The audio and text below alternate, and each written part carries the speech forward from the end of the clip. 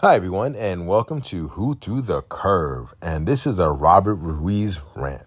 And today, our topic is the Grand Geopolitical Ballet, a tripartite tango over Africa.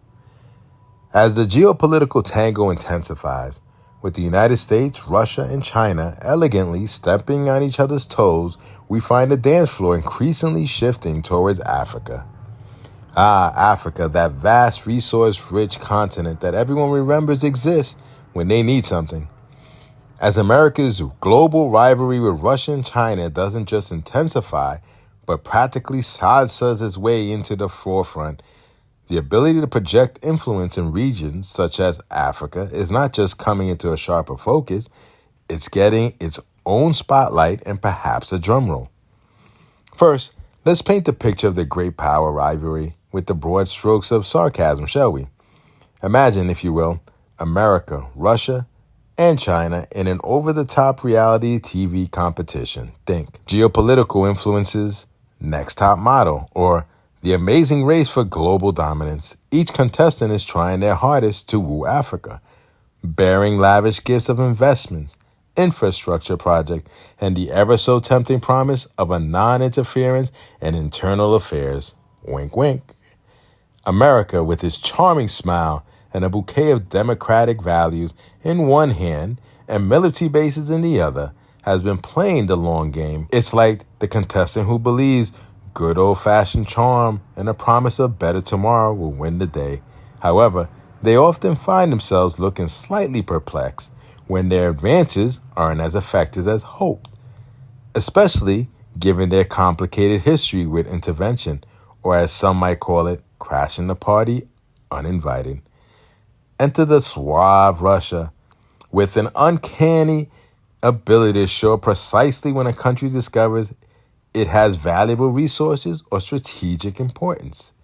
Russia's modus operandi involves a potent mix of military support, energy deals, and no questions asked policy on governance. It's the geopolitical equivalent of the mysterious bad boy who plays by his own rules, offering protection in exchange for influence, whispering sweet nothings about sovereignty and mutual respect, a long while sliding arm deals across the table.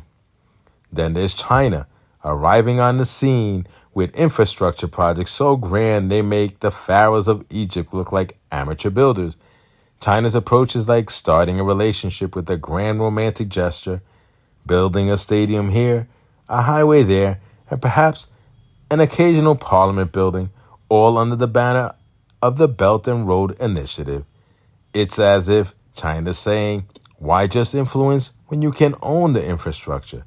A modern courtship based on economics rather than ideology. As America reevaluates its relationship with Africa, seeking to strengthen old ties and weave new ones, it finds itself navigating a complex web of competition, legacy issues, and the need for innovation in diplomacy. The U.S. must bring more to the table than just warnings about other suitors. It needs to rekindle the romance with Africa by genuinely engaging with its diverse needs and aspirations, and perhaps learning a dance move or two from its rivals. In this grand competition of influence and affections, may the best suitor win. And to Africa, caught in this peculiar love triangle, or is it a square? May you leverage this attention for your own benefit, ensuring these suitors contribute more than just pretty words and grand gestures. After all, in the dance of diplomacy, it's okay to be the belle of the ball, especially when you have what everyone wants. Lastly, we have China, the ultimate long-term planner, moving silently but impressively with the Belt and Road Initiative as its dance card.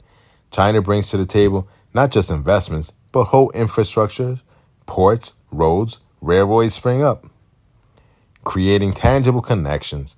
Unlike the others, China's approach is less about the immediate allure and more about embedding itself into the fabric of the nation's future. It's like the contestant who's in it, not just for the season finale, but for the syndication rights. The strategic dance over Africa is more than a geopolitical contest.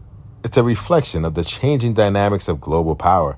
As these three powers waltz, tango, and sometimes stumble across Africa's vast dance floor, the continent emerges not just as a prize to be won, but as a significant player in its own right, capable of negotiating its terms in the grand geopolitical ballet. Thank you for listening. Please don't forget to share and like, and thanks.